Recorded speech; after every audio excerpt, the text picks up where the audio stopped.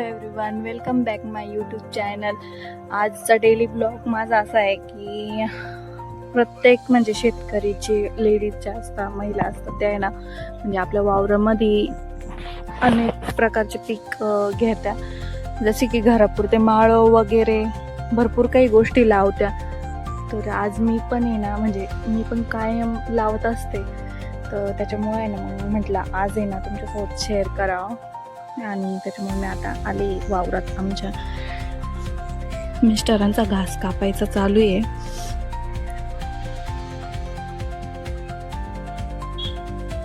हे कांदे आमचे सगळे. त्याच्यानंतर इकडे थोडीशी मका केलेली गायांसाठी, घास वगैरे त्याच्या साईडनं, आणि तिकडने गिन्नी गवत केलेलं आहे. मी तुम्हाला आता मी काय काय बिया आणलेल्या आहे लावायला ना ते सांगते तुम्हाला. आता ह्या बिया आमच्या खेड्यावर काय भेटल्या नाही, त्याच्यामुळं मी हे माझ्या वडिलांना येवल्यावरून आणायला लावलं. माझं येवला माहेर आहे, तर ते येणारच होते, तर त्यांना म्हटलं की माझ्यासाठी या बिया वगैरे घेऊन या.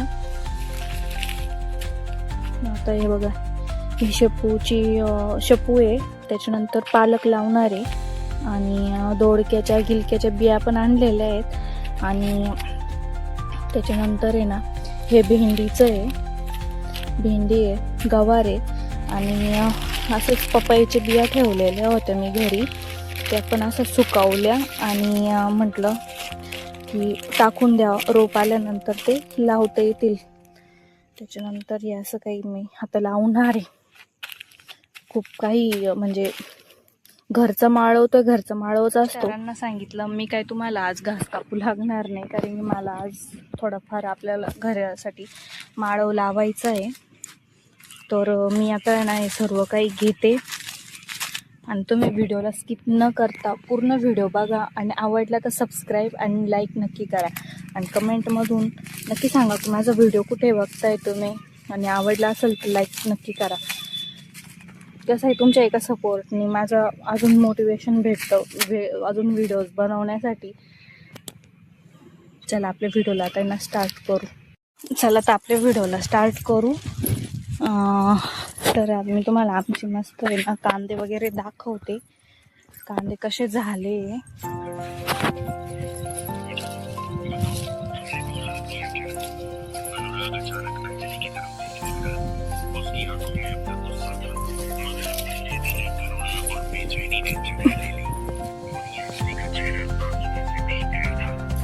तिकडचे कांदे आधी लावलेले, त्याच्यामुळे ते थोडेसे मोठे ना, हे मागून लावलेले, 10 दिवस लेट लावले.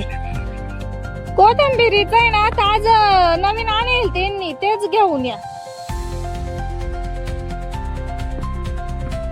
चला आता थोडं व्हिडिओ काढायला पण थोडा प्रॉब्लेमच होईल. मिस्टर तर गेले आता. अगोदर आपण आहे ना शेपू लावून घेऊ, म्हणजे कसं आहे 2-3 आता या वाला फुटून जाईल. ती घरी माळव लावल्यानंतर तो म्हणजे कमी औषधांचा राहतो, त्याच्यामुळे त्याला चव अति म्हणजे खूप राहते, आणि खाण्यात आणि पौष्टिकच राहते, कारण की आपण जास्त तर त्याला म्हणजे हे औषध नाही मारत, जेवढं होईल तेवढं बिना औषधी असतं. आता बघू, ज्यावेळेस सर्व काही फुटेल त्यावेळेस मी तुम्हाला नक्की दाखवल.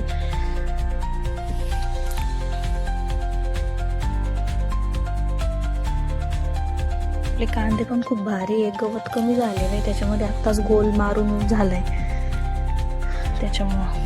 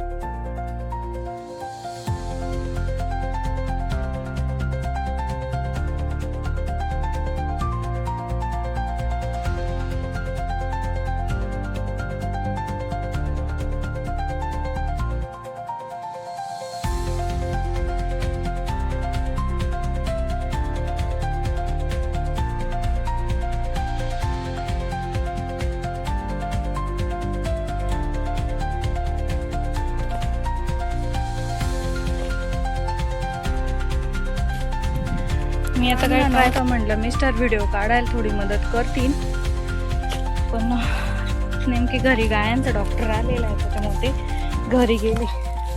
आता मी ठीक आहे पर्यंत घेते काम करून. खूप जास्त ओढले त्याच्यामुळे घसरायची भीती वाटते. आपली सेकंड स्टेप आहे. आता मी पालक लावणार आहे. पालक पण थोडीफार अशी मी मध्ये फेकत चालेल, थोडी नॉर्मल ती फेकल्यानंतर पण तो बरीचशी अशी उगते आणि काही अशी वरमेंनी खोसत चालेल, म्हणजे ते पण असे बुचके पण येतील. मी एकदा माझा आहे ना व्हिडिओ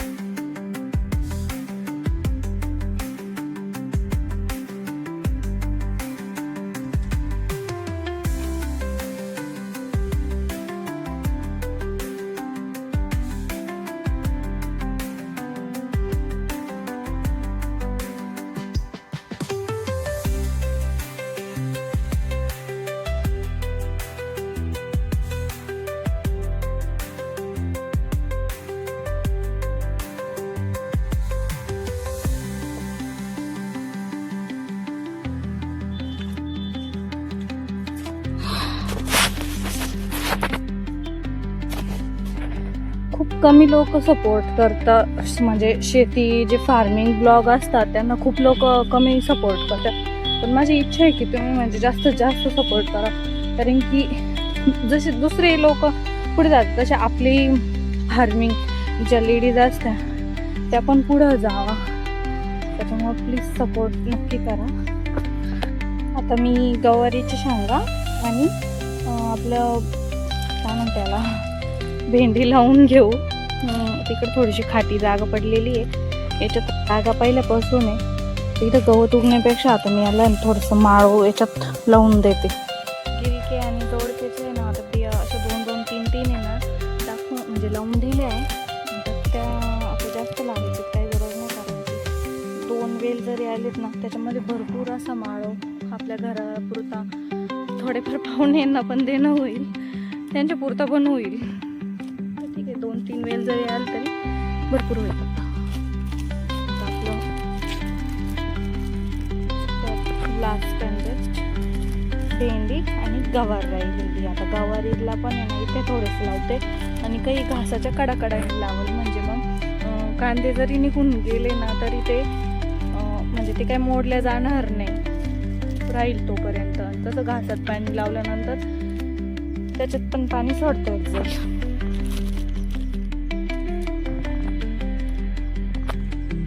घरापुरतं थोडंसं लसूण वगैरे पण लावलेलं आहे. त्याच्यामध्येच आहे ना हे आपलं गवारीचं बी ना थोडंसं लावून देते, कारण की तो आहे ना घासाच्या कडाचाच वाफा आहे. तर मग म्हणजे कसं ते राहिला पण ना तो एवढं काय पाणी उतरलेलं आहे का याच्यामध्ये. हा एक आणि तो एक कडाचा वाफा आहे ना, ते 2 वाफे मी लसूण लावलेला आहे. म्हणजे आता मी कांद्यामध्ये कोथिंबीर, मेथी, पालक, शेपू, त्याच्यानंतर आपलं गवार, भरपूरशा अशा गोष्टी टाकलेल्या आहे.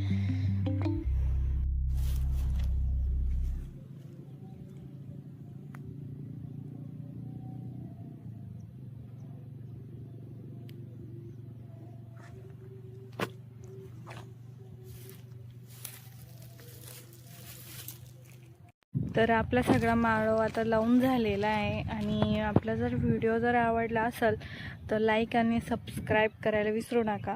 आणि कमेंटमध्ये नक्की सांगा की माझा हा डेली व्लॉग जो मी फार्मिंग आपल्या माळवावरती बनवलेला आहे हा तुम्हाला कसा वाटला. आणि थँक्यू शेवटपर्यंत हा व्हिडिओ वॉच करण्यासाठी. Bye bye. भेटू पुढच्या ब्लॉगमध्ये.